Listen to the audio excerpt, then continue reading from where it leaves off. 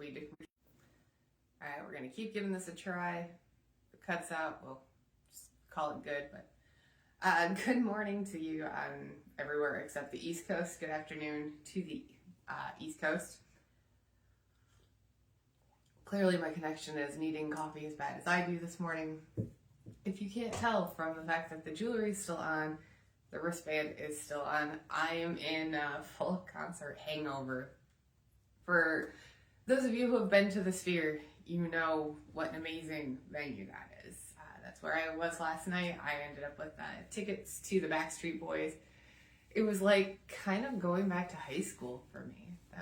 It was fun, and I knew almost every song just because I used to work for a radio station that played that type of music, and I mean they were everywhere 25 years ago when their Millennium album came out. Sorry, leaning on my hair.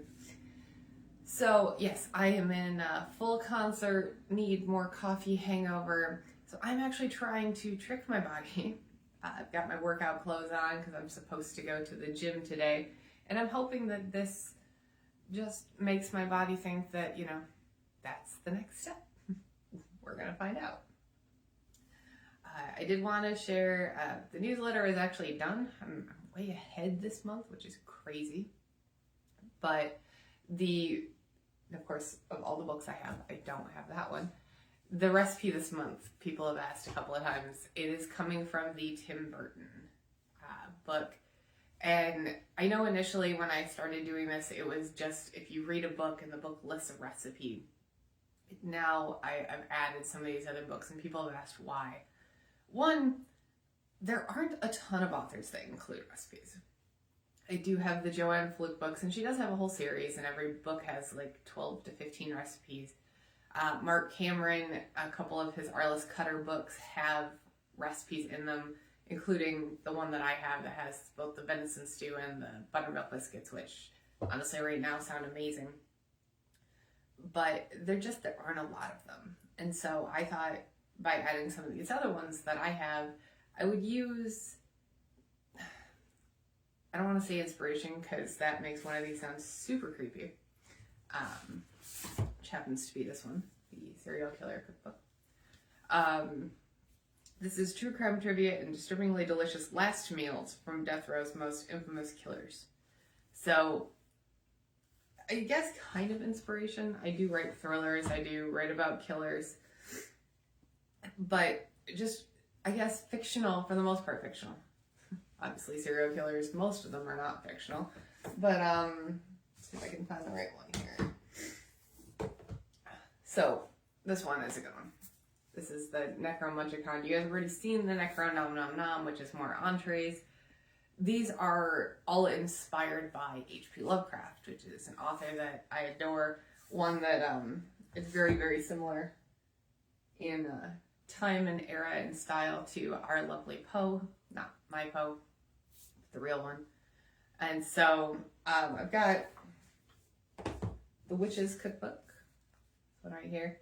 These are recipes that are inspired by fictional witches. So taking things from the fictional world, I guess, is a little bit more what this has evolved into. I do love to bake, and I love to incorporate those stories. So I think it's more become a baking and experience of trying to incorporate the fictional world is inspiration, just another way of interpreting one inspiration into another. Something that in writing we do all the time. I recently did, and I don't know if you saw the picture, and it's kind of hard to see the whole inspiration from the picture if you did see it.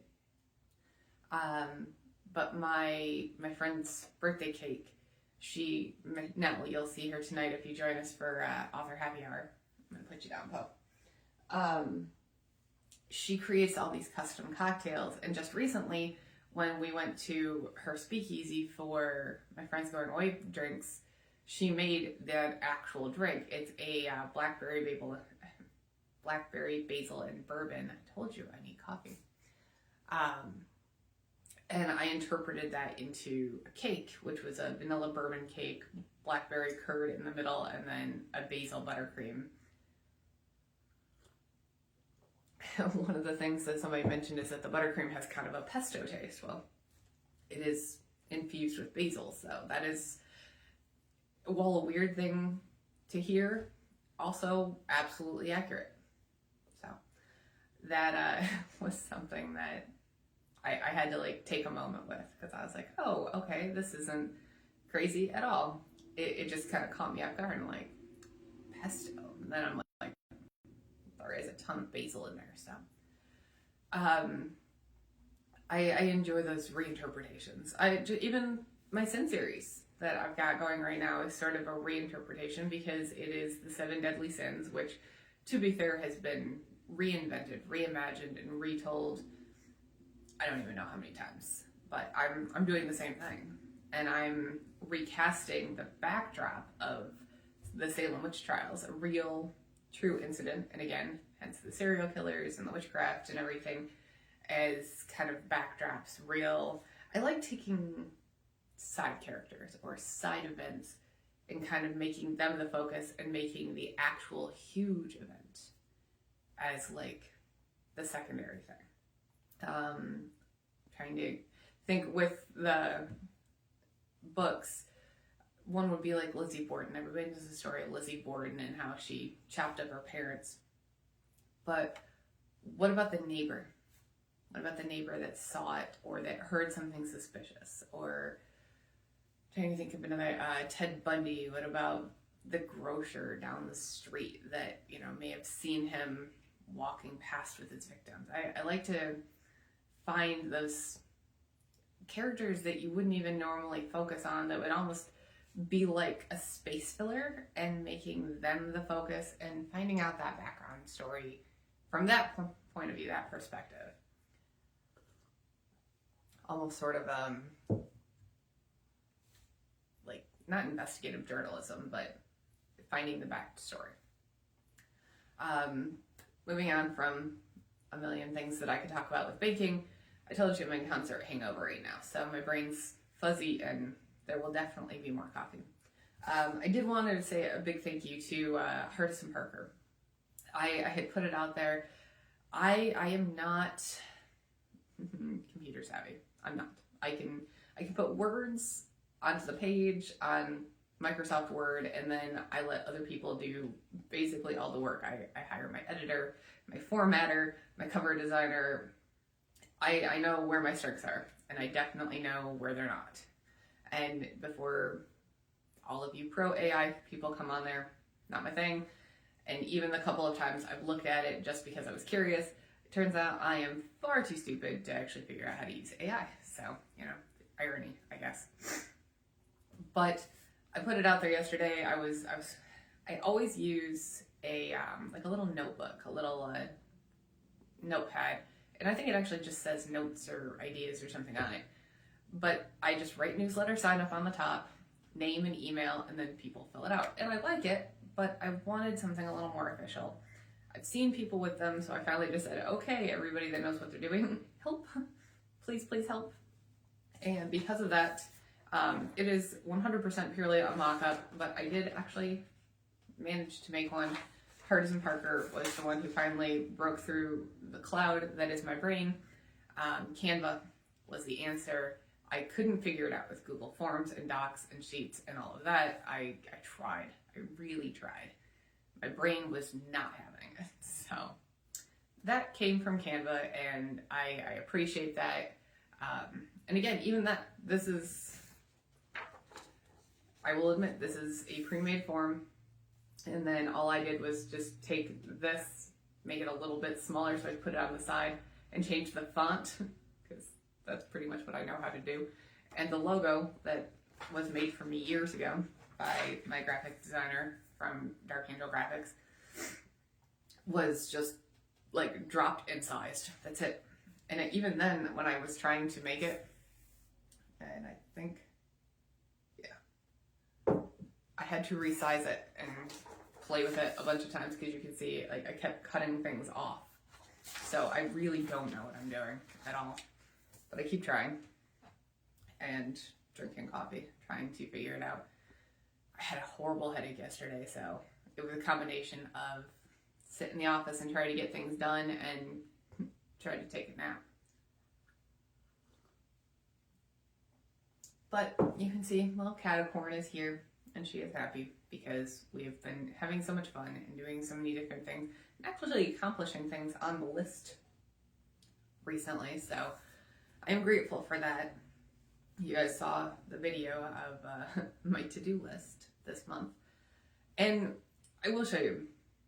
It's probably not something I should be demonstrating, but I just realized I actually have the right book over here. One of the things that is on that list, and if you have this, if this is you, just know I understand. I am a list maker. I feel great when I get to cross things off. So this right here, front, back, next page. This is my to-do list for this month. And then, God help us all, I have these. Oh, just those. Okay. It's not as bad as I thought. Those are all Christmas cards.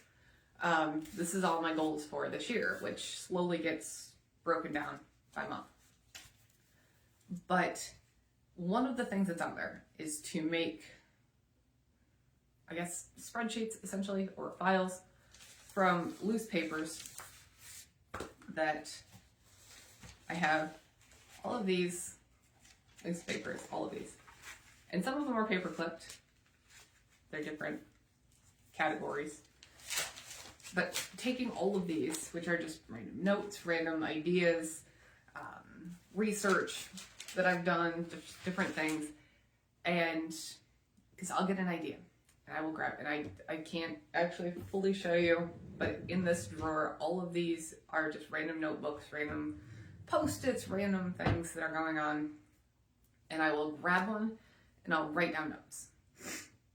An idea for a book, a line of dialogue, something to look up for everyday Spartan meal ideas for that week when I'm going to go grocery shopping, whatever it is I'm doing. I have a ton of these random lists, random notes, random ideas. I try to put them into files. I do this every couple months. I fail a lot, by the way, at actually succeeding in getting them into files. And the goal, ultimately, and I can show you on this one, it's actually like almost an entire page. On this page of notes, right here, it literally just says files. All of these are files right down to here, because they're all different files. From places to get more swag ideas, like if I did pins, or when I get my bookmarks made, or the diamond art, or t-shirts, or whatever it is I'm doing. That's literally just one file. Conferences, conventions, Comic-Cons, I'm trying to think, book festivals, podcasts, anything that I need to do, anything that I need to have a connection, a contact for. Of course, everyday Spartan when it comes to the gear, to people to interview, to the CrossFit gyms that I'm working with, training, obstacles, anything that I'm working on for that book specifically, notes, dialogue, character bios, anything for like the Sin series, for the my standalones, like yearbook series, a couple of my thrillers that don't even have names yet, the Reverse Harem trilogy, the Voices series, any of those, they all have their own file. That way I can take these and say, okay, you know, and then have within the file be like, okay, these are notes, these are dialogues, these are character references or character bios, whatever it is I'm doing. So if I do need to reference it, which to be fair, I generally don't. Once I've written it down, it's sort of embedded. But the Sin series is a prime example. There are 7 books, there are 7 sisters, but then there's also like Father Jackson is in there, and John Williamston, and the Christensen boys, and the Timmons boys, and Lord, I can't even think of her name off the top of my head, but the nurse that's in there, now it's going to bother me, it's going to be like right there, tip of my tongue. But if I needed one of these characters, or if all of a sudden it had just happened recently in Envy, I want to say. In Envy, we brought in a new character, which of course in a 7-book series one would hope you're still introducing people, But we brought this character in, and then she shows up again in Lust, and then in referencing her, 2 more characters appeared. So we are still introducing characters as the series goes on, and I need to look back and say, okay, I brought this character in on this, and this was their role, and are they there for 1 book? Are they there for 3 books? Are they, what's their role? What's their motivation? What is going on with them? So sometimes I do need to look back. Even just if somebody does die, although for the most part I know exactly how people are dying. But there was actually a moment, prime example, end of Pride into Envy. End of Pride and into Envy. There was something that as I started writing Envy, I completely overlooked, which is at the end of Pride, and this is not a spoiler, they're talking about a storm coming. Rain, thunder, wind whipping everywhere. The weather is insane. In the beginning of Envy, when I first started writing it, they were just taking a calm Sunday stroll. The weather was perfectly fine. And I went back to reference something, and I looked at it, and I saw that, and I went, oh, crap, that is not okay. So I had to fix that. And it actually did change how people were interacting and what they were doing, because obviously they're trying to escape the weather. So that is something that I try to keep track of. That's where that file comes in. I haven't actually made those files. I still have all those loose papers. So that is one thing, and it would knock out like a third of the list. I just need to actually sit down, probably a couple of days, and just go through them and put all that information in. And it's so much harder than it seems like it should be. Sometimes it's like, why don't you just sit down and do it? I don't want to, honestly. I want to get lost in the story. I want to bake a cake. I want to go to the gym and train. And I know it seems like I'm not doing anything writing related this month. I'm constantly on the go, and that is true that I am constantly on the go. But I am writing. I am working on things. I'm making pretty good progress on a couple of different projects, and I've got some big changes coming soon, so I'm sort of prepping background for all of that. It's just, sometimes it's hard to motivate. It's hard to motivate, and it's one of the reasons why I do the to-do list, because sometimes what I need to feel like I'm succeeding that day or accomplishing things is to cross things off the list. So I keep hoping one of these days that I'm going to be like, okay, today's the day. And I'll pick 3 files. I'll pick like swag and conventions and interviews. And I will make those files. And then I just can cross little things off the list. So if you are crazy like me and you have some level of organized chaos, I guess is what we're going to call this madness here. Yeah, literally all files, all things that need to be made, right down to the notepad has things on it. So if you are like me, you are not alone.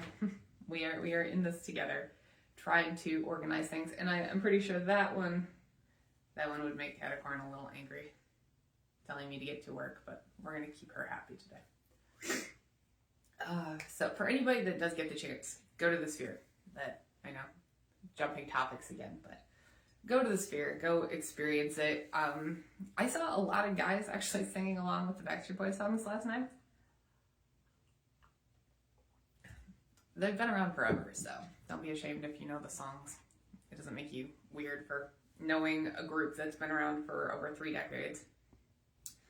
But it was fun. It was a lot of fun. I'm so incredibly grateful. And I know I posted, I think, on the other account, but I'm truly, honestly grateful for all the things that I get to do. Between VetTix, which offers discounted and free tickets to veterans, to First Tix, which does the same thing for first responders, the incredible Yelp Elite organization that I'm truly honored to be a part of, and thank you to my friend Wendy for introducing me to them. The House Seats program, which we have here in Vegas, if they have shows that don't have completely full audiences, they'll offer free and discounted tickets. Thank you to all those organizations. I've been very, very lucky to get to participate in events because of each and every one of them. I know you can see all the military stuff behind me. For those of you that don't know, no, I am not a veteran myself. I do live with one. And so I am very lucky. I get to participate in a lot of different things. I live a very fun life, and I don't take that for granted. I'm truly grateful every day. So, but if you get the opportunity, whether it's a randomly free concert or sporting event, or one that you've just been excited about going to and you're like, oh, I don't know if it's worth the money. 9 times out of 10, yes, it's absolutely worth the money. It's worth the investment. Those experiences are things that you don't get back, so they're absolutely worth it. And then even in writing, I try to incorporate that. I try to have people maybe waffle a little bit back and forth on whether they should do something. But one of my favorite quotes is, at the end of your life, it's the things you didn't do that you regret. I say do it. If you get the chance, do it. I understand that there are certainly situations that don't always work out that way. I canceled a few book signings this year, even though I would have loved to have done them for different reasons. I'm not going to Seattle next month, and I won't be in Dallas or Salem, unfortunately, and I'm my heart on Salem. But I did make the decision, and most of those were financial, just because being sick at the beginning of the year, I had to deal with all of that. And then I was supposed to be at Hershey, and now with Katie moving to Pennsylvania, I'm really sad that I don't get to go to Hershey, but that happens to fall on a very, very big weekend here in Las Vegas. Our F1 race is that same weekend, so there's just no getting time off. That wasn't going to be a thing. So I do my best to get out there and have my experiences. I do my best to make sure that my characters have experiences as much as possible. And I encourage you to do the same, if at all, if it's something you really want to do. For now, I am rambling because I am very, very tired, and I have clearly a lot of work to do. I am hoping that this will get me to the gym, and then if you are around later this afternoon, you can join me and our lovely mixologist Nell, and of course SG Tosh. We will be hanging out, and as I mentioned before, we're doing a double dose this time, a double shot or a double fisting, however you want to put it. I will have whatever delicious virgin cocktail Nell comes up with. My body is still not accepting alcohol, which, I mean, is probably better for me, but I do kind of miss being able to have like a glass of wine with my friends.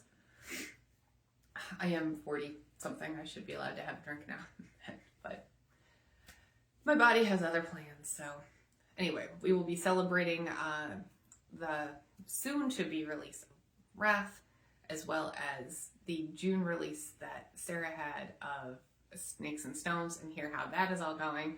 And Lord knows, with us, there is always going to be a tangent or two, probably sports related. And I just might take some of these cookbooks and let them pick some recipes. So let me know if, this is going to sound super weird. Let me know if you've got a favorite serial killer. If you've got a favorite haunted place in town. I know I showed you the serial killer one. I'm going to see if I can find the other one. Oh, here it is. Food to Die For. This is stories and recipes from haunted places, going back to Lizzie Borden. So, if you have a favorite haunted place in town, or in the country, if you've got a favorite serial killer, and I know how weird that sounds, but I kind of feel like all of us thriller people do, let me know. Let me see if I can find a recipe for you. Because the problem with me is not finding recipes, it's narrowing them down. This month, and I did actually find it. Believe it or not, I actually had the book with me. But the Midnight Espresso Cake, which I actually was just looking at the recipe. The Red Velvet Midnight Espresso Cake is going to be the recipe this month. It is in the newsletter, which will be coming out next week. And if you are hanging out with us next week, I will be live. You're going to get Nell a little bit extra this month because she will be in Phoenix with me once again next Friday. So she will be hanging out. We will just be drinking coffee. She's not making cocktails early in the morning in a hotel room, but we are having a little couples retreat. Her and her husband, and Steve and I will be in Phoenix, but she will be joining me, and possibly, I mean, knowing her, she might still find a way to get some sort of mixology in there. But the newsletter will be going out just as we leave on Thursday. So look for that. Look for the recipe, because I know I'm excited to make this one. And if you saw, yes, I'm going to open it one more time. The decorations. I'm excited about this one because those little broken glass shards is rock candy. And I love rock candy, so I am excited to make those and decorate the cake. If, like I said, if you have a favorite serial killer, if you've got a favorite haunted place in the country, I would absolutely love to hear what they are, because I need help. Hey Cole, yes, coffee is vital, seriously. But I would love to hear about some of your favorite haunted places, and different ideas of serial killers for me to look up. And of course, not every serial killer is going to have a fun and exciting death row meal, so they might not be in there. I can tell you Timothy McVeigh is in there. Of course, Gacy and Bundy are in there, but there are a number of them. So I'm very excited to kind of get my hands on some of those recipes, as well as I will be doing the recipe I included in the newsletter for the Tim Burton one is that midnight espresso cake, the red velvet espresso cake. But I'm actually making a fall meal. I have a cocktail, I have an entree, and I have an appetizer that goes with that. So I'm doing a full, at the end of the book here, one of the categories, and judge me if you want, but it's literally called Put the Fun Back in Funeral. But I mean, come on, this is Tim Burton, so just the one that I'm making. It comes from A Nightmare Christmas Party. It's a whole themed party. So I am doing the Frog's Breath and Nightshade Risotto, the Red Velvet Midnight Espresso Cake, and the This Is Halloween Cocktail, and the Jalapeno Honey Cheddar Cornbread. So all of those, there's actually a full menu, you guys can see. There's 2 appetizers, 2 main courses, and then 2 cocktails. Unfortunately, a couple of them, because of my different allergies and things, I can't have. But I am going to make all of those. I'm only going to make it on the video, the cake, and the decorations, but I am going to have all of those. And then if you are interested in the recipes once you see them, just message me. I'm more than happy. Or get your own, because I love this book. I'm a huge Tim Burton fan. And I might actually just have to have one of these theme parties sometime. I do throw Halloween party, or host holiday parties, and it's called A Nightmare Christmas Party, so sort of feels like it might work. There's also Edward's Formal Dinner Party. I do have recipes from that as well. So we have a few that will be coming from that. But I would love to hear your input, what it is you're excited to see. Also, I may put up a little sneak peek of Wrath and then Greed and Sloth and Gluttony when they're coming. But those will be, the last 2 will be up on pre-order. And then I'm getting everything kind of done ahead of time.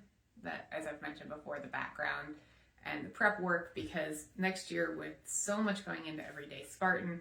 Also, by the way, if you are somebody who does either Spartan races or obstacle course training or CrossFit, please reach out to me and help me. I do not belong to a CrossFit gym. I am working with one. I don't belong to one. I would love to hear, because the point of this book is making time for yourself, healing through fitness. I will also be sharing pretty soon the partnering charity. Originally, we had discussed starting our own foundation. I do not have the time to head up a charity organization.